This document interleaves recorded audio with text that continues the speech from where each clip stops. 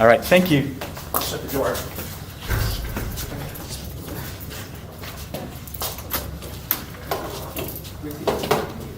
Team 979. Yes.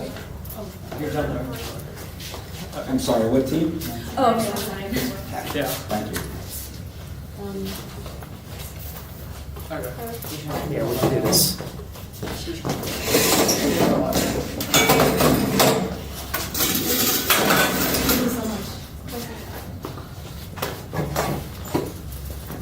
Hi, we're Rookie Team 9794, Wizards.exe from Rockville, Maryland.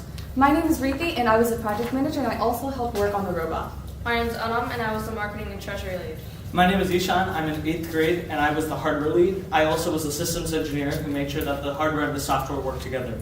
Hi, I'm Maida. I'm in 9th grade and I'm a co-software lead for the team. Hi, I'm Sarthak, and I'm a co-software with the team. And you might see us with these snazzy pins, so we want to share that with you guys here. And in the spirit of the competition, Thank you. no problem, we had Carabiniers, and you'll see our team name and number right here.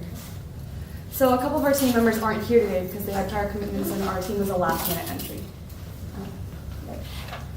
So our goal for this season was to get 100 points, as we were a rookie team. And with that, we really wanted to, we started off simple, really, and we wanted to go for a low zone and low bucket, right?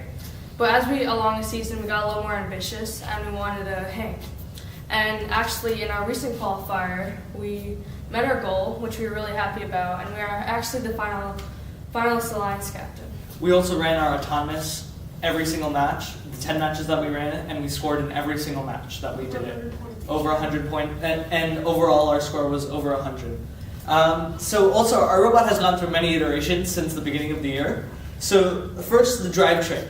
So at the beginning of the year, since we were a rookie team, we wanted to just start out with the pushbot, because that's the first model that everybody starts building out with. So we decided to build the pushbot. And then once we got the challenge, we tried to drive the pushbot up the ramp. And we found that it couldn't climb over any of the churros because the weight distribution was off, and the wheel spacing was off, and the center of mass was off. So it would just flip back and roll over the mountain, and it would crash. So we decided to switch to tank treads. And what happened with the tank treads was, this is a prototype of one of our tank tread drives, is these gray notches would actually just latch themselves in the churro. So it wasn't that reproducible. It would just latch itself, and that's what would help it climb the churros. So the gray grips would just latch themselves in the churro. And so it wasn't very reproducible. It would often just not be able to do it because it had to be aligned perfectly in order to actually climb the mountain. So we switched back to a 4-wheel drivetrain, like we have on our robot right now, and we focused on the wheel spacing and the center of mass. So first, let me talk about the wheel spacing. We have our wheels spaced. So what happens is when the front wheels are going over the second churros, the back wheels are actually pushed up and over the first churros, allowing us to get to the mid zone with the wheel drive and nothing else. And then we also focus on center of mass. Most teams look at center of mass when they are on a flat surface like this table. But since we have an angle, we had to think about center of mass when we were on an angle. So we had to look at how we were going to distribute our weight. We put a lot of our weight in the front, so then when we were on the angle, all of our weight would be distributed into the center of the robot, allowing us to have equal weight bearing on all 4 of the wheels, giving us lots of traction and us able to climb into the mid-zone. Our robot also has an arm, and the arm has gone through lots of iterations too. So we first started out with the debris collector, and we used a 4-arm linkage, so then the end of the debris would stay level with the ground, because that's how the 4-arm linkage works. It's 2 arms like this, and the end stays at the same position. And this would make it very easy for the drivers to control, and we wanted that for picking up debris. Later on, as our year progressed, we decided that we wanted to actually hang. So we decided to create a rack and pinion, like you can see right here, and this rack and pinion can pull the robot up. But since we mounted it so high, the robot actually doesn't get the hang. So what we needed to do was we actually had to fold our robot over. So then the bar would be here and it would be folded up like this. And so we started out with a 1:9 ratio on the motor, and this didn't work. So we were wondering why. We looked at the Tetrix motor specs, and we found that we didn't have enough power. We could only lift we could lift about 7 kilograms, and our robot weighs 10 kilograms. So this was not enough. We decided that we were going to multiply that by 3 and increase the gear ratio by 3. So then we had a 1:27 gear ratio, allowing us to pick up 20 kilograms. And since our robot's only 10 kilograms, we had some room for error in case we had to add some more mechanisms, or the motor was just not as powerful as it was advertised. So we did that, and then our robot, we found that it would just slowly slide down when we turned off the power. And so this wasn't good, so we decided to use a worm gear because it never has any backlash, so it can never turn back. So we decided to use the Tetrix worm gear, and we used a similar gear ratio, except what we found was the axle would always shear. On all of our robots, we have on all of our axles, we have dead axles. So we are never actually twisting an axle. We are just having it stay still as a support. But with the worm gear, we're required to actually have the axle move. And this caused it to shear because of the immense force that we were putting on it. So we switched back to the actual gear drive, and we use these 2 arms to actually clip onto the bar and hold ourselves up. Lastly, we had a debris blocker. We had a problem with debris in autonomous, so we made this debris blocker, and what it does is it blocks debris. So at the beginning of the year, we used zip ties, and what we found, we just made a curtain of zip ties, and what we found was it can only block a little bit of debris. So we later on created this piece of plastic. Since it blocked us from climbing up the mountain, we created this winch system on a continuous servo, so then we could actually lift up the blocker during all of our modes. So we really wanted to have an autonomous mode, and we really wanted to move the control over. So that's the mission. Okay. During our main autonomous program, we go straight, drop 2 climbers, and park in the mid-zone of the ramp. So going straight was kind of hard for us. Most teams use dead reckoning, which is like going for distance or time. But debris on the field often causes the robot to veer to the left or right. So we use our gyro sensor, Which is right here. to implement proportional control. And what that does is if we turn, for example, left by hitting debris right on an accident, we can adjust the power of the right motors proportionally to the angle of change, and that will help us move back into position to follow that angle. We also have our ultrasonic sensor, which reads distance from the wall, so that helps us position ourselves for the climber drop, and we once again use our gyro to turn accurately onto the ramp. We actually have 4 autonomous programs, 2 for the Red Alliance, 2 for the Blue Alliance. Our backup program just goes to the ramp near us in the situation that we would have to adjust based on our alliance partner.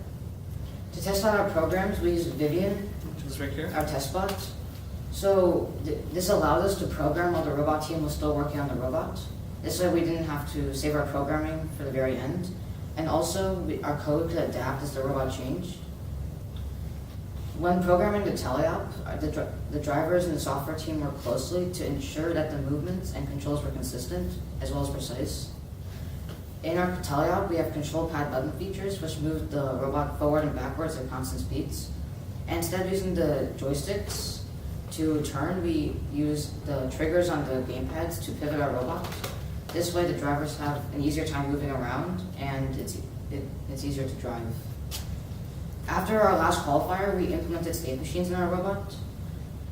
So we implemented state machines, and there's 2 cases that we use the state machine. So one of the cases is actually our flapper for debris. So what we do is we have a state machine with 4 different states. One state is the state the machine is off, so the servos are not moving, there's nothing happening. When I press a button, it moves into the on state, which moves it up, the up state. And now, when it gets to the up state, there's a state that keeps it in the same position. So when the switch gets untouched, it'll go back into the up state. So you can see when I press it, it'll just come back up. This way, it won't get caught on the churros no matter what happens. And then there's also a down state. So when I press that same button, it uses a toggle. So then it goes back down, and it can just block debris if we have to go back onto the field. We also use toggles on these 2 mechanisms. We use it to hang, and we also use them to pull the all clear down. Yeah. And we also use a toggle on the zip line. And in addition to the state machine on here, we have one in our arm. Together, instead of the drivers manually positioning our arm, we use state machines to get the arm in certain positions for us to climb and hang. This way, we cut back on our time during the competition, and because the drivers have to align it, and they take more time than the state machine doing it itself.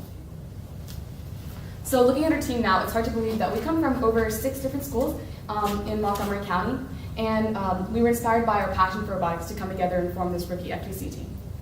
So that brings up the question, how do you coordinate people from 6 different schools? So what the project management team did is at first we tried to use a professional project management tool called Ganter, but as the season progressed, we realized we weren't using it as much as we would like to, and so we ended up switching over to Google Drive. And Google Drive is where we kept all of our meeting notes, all of our documents and pictures and anything else that we needed. And then after every meeting, the project managers would send out an email with all the meeting notes and the tasks that the different team members had to do over the week. And then we also used Google Calendar to keep track of whenever our weekly meetings were or other important events like our qualifiers. And finally, whenever we couldn't see each other face to face, we would still make sure that we touched base, so we used Google Hangouts to communicate. Okay. So what I loved about the Just season. to let you know, you're a little close to the time. Okay. So what I loved about the season was being able to share robotics with kids much younger than me. And we had a robot and we were sharing it around. And when we were driving around, these kids were so excited, and that kind of inspired me to go out and reach out to the community with outreach events. So we actually went to different fall festivals, like the King Farm Fall Festival, and the William B. Gibbs Elementary School Fall Festival. We also went to the Maker Fair in Silver Spring, where we showed our robot and tried to connect these kids to teams in their areas. We also showed our robot at Boy Scouts meetings where we got them inspired to take the robotics merit badge. Also, we mentored lots of teams. One of the teams that I personally mentored was Organized Chaos. They actually moved on to the state championships in Maryland, and I won the Youth Mentor Award at their qualifier. Also, we went to many different FLL competitions and volunteered there. We talked to a lot of the teams, we gave them advice since we've done FLL before, and it was a really good experience to see all these teams grow. And perhaps the most important thing that we did was we ran an EB3 boot camp for new FLL coaches. So a bunch of us have been on different FLL teams before, and we wanted to use our experiences to give back to the community. So what we did is we rented out a space from one of our sponsors, Launch Workplaces, and what we did is we got a room and we organized like a curriculum for EB3, and we taught these brand new FLL coaches an entire day session from basic programming to more advanced programming skills to help them get better. And we So even we're used gonna have to ask you to stop. Yeah, we're Okay, so just wanted to leave you on this one final note. We're Rookie Team 9794, and we've got a robot that can reproducibly do autonomous mode and hang. Thank you. Okay. Thank you. Any questions? Sure. So you want to start? No, go ahead. Okay. So a couple of questions. The idea for the test robot, where did that come from? We realized that we were building a lot because we didn't know how to build at the beginning of the season. So we were prototyping a lot and building a lot since we didn't know a lot of it. So we realized that we needed something that we could just test our programs on. So we actually used MakerBeam, which is easy extruded aluminum, and it's just easy to prototype with. And we put this together in one day while we had one big build session, and the programming team was programming while the build team was building. This helped us actually learn how to develop our code and using coders and the different sensors. One more question. The state machine idea, where did that come from? We found state machines on the Intelitech. There's an online course for programming. We found state machines on there. We didn't actually implement it, but we realized that during teleop, we wanted to be able to move motors to positions without actually having to hold any buttons. And we found state machines, and our coach actually taught us how a state machine works. If you look in our engineering notebook, we actually flowcharted all the state machines, so we have the different states and how we can move from state to state to state. And it made it very easy for us to just be able to put it into a program and test it out. Did you use it in autonomous mode? No, we do not use a state machine. We use the linear out mode during autonomous mode. Because that's an interesting place to actually use autonomous. In fact, Yeah. most robotics use that. Later on, it uses during autonomous. Just a quick one. You said that you use Google Docs. How much time would you say that you spent on the overall?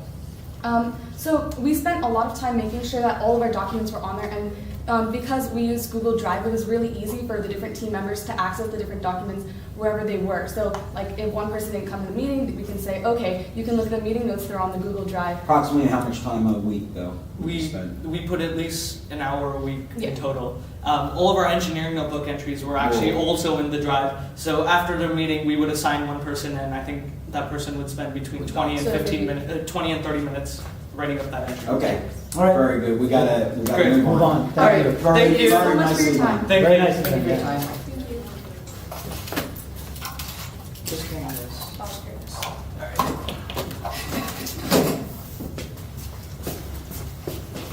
Let me open the door. Here. Mama. You guys downstairs. I felt like they were a little close. Thank you. Yeah.